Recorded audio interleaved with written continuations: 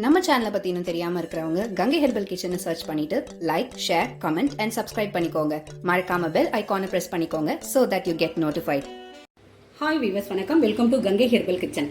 இன்னைக்கு கங்கை ஹெர்பல் கிச்சன்ல ஆடி பெருக்குக்கு சிம்பிளான சமையலுங்க. நிறைய பண்ணலாம். ஆனா கூட்டு, வத்த குழம்பு அப்படிலாம் பண்ணலாம். நிறைய நம்பர்ஸ் இருந்தாங்கன்னா பண்ணலாம். இன்னொன்று பார்த்தீங்கன்னா, நாளைக்கு அமாவாசை, மீந்தது எதுவும் நாளைக்கு சாப்பிடவும் முடியாது. இன்னொன்று சொல்கிறேன் பாருங்க, இப்போ சமைக்கிறோமா இப்போவே சாப்பிட்றோம். அடுத்தடுத்து வச்சு சுட பண்ணி ஃப்ரிட்ஜில் வச்சு சாப்பிட்றது உடம்புக்கு நல்லதில்லை. அதனால் என்ன தேவையோ அதை நம்ம பண்ணிக்கலாம். இன்னைக்கு நம்ம வீட்டில் அதான் சிம்பிளான சமையல் தான்.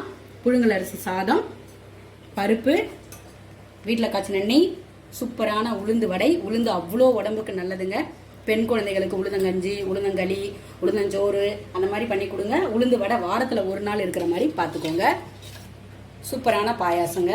ஜவ்வரிசி, சேமியா எல்லாம் போட்டு, மண்டை வெல்லம் நம்ம வீடியோவில் காமிச்சிருக்கோம் பாருங்க. மண்டை வெல்லம் போட்டு பசும்பால் ஊற்றி நட்ஸ்லாம் துருவி போட்ட அருமையான ஒரு பாயாசம். நம்ம பாயாச ரெசிபி எல்லாமே நம்ம சேனலில் கொடுத்துருக்கேன், ட்ரை பண்ணி பாருங்க. இது வந்து பருப்பு ரசம். நிறைய ரசம் வெரைட்டி நம்ம சேனலில் போட்டிருக்கேன், ட்ரை பண்ணி பாருங்க வேணுன்றவங்க. ஆனால் நான் இன்னைக்கு வச்சது பருப்பு ரசம். அருமையாக இருக்கும், ட்ரை பண்ணி பாருங்க. அந்த புளிப்பு, உப்பு, காரம் எல்லாமே கரெக்டாக போடுற மாதிரி பார்த்துக்கோங்க. அதோட கூட சூப்பரான சவுச்சவு சாம்பாருங்க.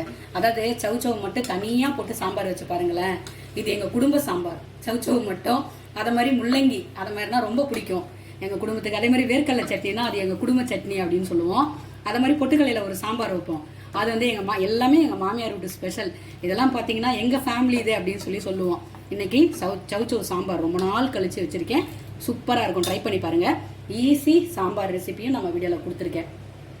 இப்போ தான் சமைக்க போகிறேன், சமையல் கற்றுக்கிற குழந்தைங்களுக்கும் சிம்பிளாக போட்டிருப்பேன் சாம்பார், ட்ரை பண்ணி பாருங்கள். எதுவுமே உப்பு, புளி, காரம் வந்து திட்டமாக சாப்பிடுங்க. ஏதோ ஒன்று தூக்கிட்டா அதிகமாக போட்டாலும் சாப்பிட முடியாது, உடம்புக்கு நல்லதில்லை. ஓகேங்களா? இதாங்க என்னைய சமையல். ஆடிப்பெருக்குக்கு சிம்பிளான சமையலுங்க.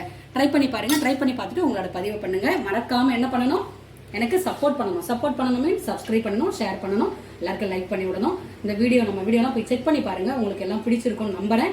பிடிச்சிருந்ததுன்னா உங்களோட மறக்காமல் உங்க பதிவு பண்ணுங்கள், சப்போர்ட் பண்ணுங்கள், சப்ஸ்கிரைப் பண்ணிக்கோங்க. நன்றி.